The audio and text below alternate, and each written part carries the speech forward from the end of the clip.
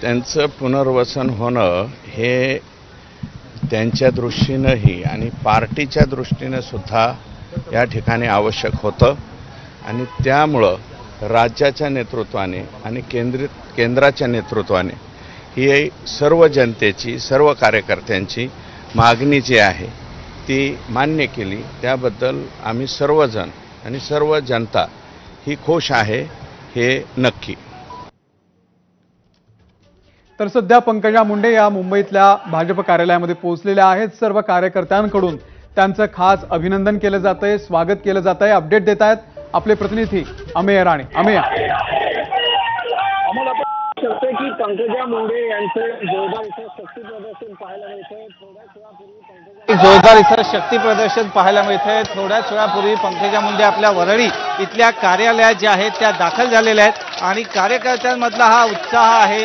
लोकसभामधल्या पराभवानंतरही जेव्हा त्यांना पक्षानं विधान परिषदेची उमेदवारी जाहीर केली आहे तेव्हा कार्यकर्त्यांचा उत्साह आपल्याला ओसंडून वाहायला मिळतोय। खरं तर विधानसभेच्या पराभवानंतरच पंकजा मुंडेंनी सुद्धा विधान परिषदेवर जाण्याची इच्छा व्यक्त केली होती, परंतु तेव्हा ते शक्य झालं नाही आणि त्यांना लोकसभेची उमेदवारी पक्षानं देऊ केली, परंतु तिथेही त्यांचा पराभव झाल्यानं त्यांचं आता कुठेतरी राजकीय पुनर्वसन करावं अशी कार्यकर्त्यांची जोरदार मागणी होती।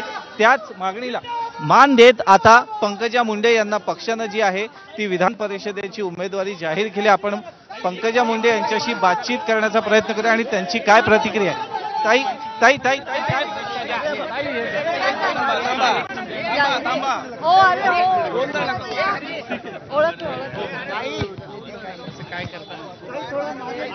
अरे हळू हळू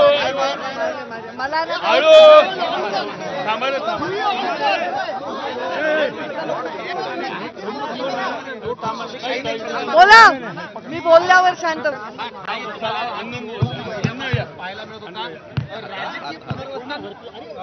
वारंवार विरोधक टीका करतायत की फक्त हे सगळं म्हणजे नुकसान झालं म्हणून आता पंकजा मुंडे आठवत आहेत, काय उत्तर आहे विरोधकांना? सर्वप्रथम मी आज या दिवसाची सुरुवात सकारात्मकतेने करू इच्छिते। मी आत्ताच सिद्धिविनायकाचं दर्शन घेऊन आले आणि त्याच्यानंतर मी दर्शन घ्यायला आले ते या लोकांचं ज्यांनी कधी एक क्षण देखील मला स्वतःपासून स्वतःच्या हृदयापासून दूर ठेवलं नाही। माझ्या सगळ्या वाईट चांगल्या सगळ्या काळात हे माझ्यावर राहिले, त्यांचं दर्शन घेतलं। आता मी माझ्या आईचं दर्शन घ्यायला चालले आहे आणि त्याच्यानंतर मी नॉमिनेशन फाईल करायला चालले आहे।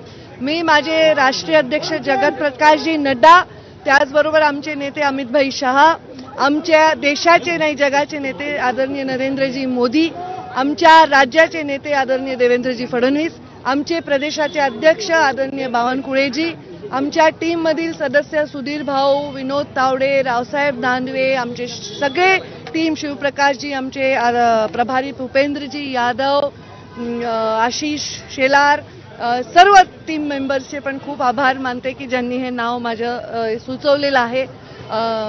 ठीक आहे, प्रतीक्षा करावी लागली लोकांना, पण जे मला हवं होतं त्याहीपेक्षा जे लोकांना हवं होतं ते राजकारणात करायचं असतं आणि आज लोकांना हवंय ते झालंय, याचा मला आनंद आहे। मी सर्वांचे आभार मानले। खरं तर पराभव झाल्यानंतर खूप टोकाचं पाऊल काही कार्यकर्त्यांनी उचलले, आत्महत्या देखील झालं आणि वातावरण खूपच झालं होतं। आज एकदम उत्साह पाहायला मिळतोय, काय नेमकी त्यांची आठवण कशी करा? माझा आज जे काही जीवनामध्ये मला मिळणार आहे ते मी त्या 5 जीवांच्या चरणी अर्पण करते ज्यांनी केवळ या कल्पनेनी स्वतःचा जीव दिला आणि आज ते असते तर ते इथे घोषणा दिली असते आणि आज ते नाही, त्याचं मला खूप शल्य राहील।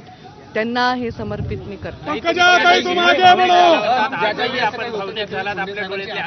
आम्ही नेहमीचा प्रश्न हा आहे, आज कसं बघताय? खरं तर मागचा पराभव आणि त्यानंतर म्हणजे प्रत्येक संघर्षात मुंडे साहेब असतातच, पण आज पुन्हा एकदा तुम्ही विधान परिषद पाहायला मिळाल, ह्या सगळ्याबद्दल काय म्हणतो? मुंडे साहेब तर आहेच आहेत, या सगळ्यांच्या घोषणात आहेत, त्यांच्या सगळ्यांच्या परिश्रमात आहेत, त्या माझ्या परिश्रमात आहेत, आमच्या सगळ्यांच्या संस्कारात आहेत, ते तर सदैव राहतील।